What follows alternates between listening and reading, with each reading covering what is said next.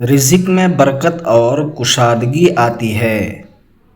پریشانیاں، غم اور تنگیاں دور ہونے کا سبب بنتا ہے، دل کو سکون اور اطمینان نصیب ہوتا ہے، گناہوں کی معافی کا ذریعہ بنتا ہے، اللہ تعالیٰ کی رضا اور محبت حاصل ہوتی ہے، اللہ کی رحمت نازل ہوتی ہے، زندگی میں برکت پیدا ہوتی ہے، مصیبتوں اور بلاؤں سے حفاظت کا سبب بنتا ہے، بارش اور خوشحالی کے اسباب پیدا ہوتے ہیں، مال اور اولاد میں اضافہ اور خیر و برکت کا ذریعہ بنتا ہے، دعاؤں کی قبولیت کے اسباب میں سے ایک ہے،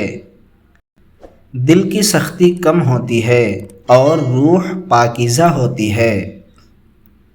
شیطان کے وسوسوں سے بچنے میں مدد ملتی ہے، نیکیوں کی توفیق ملتی ہے،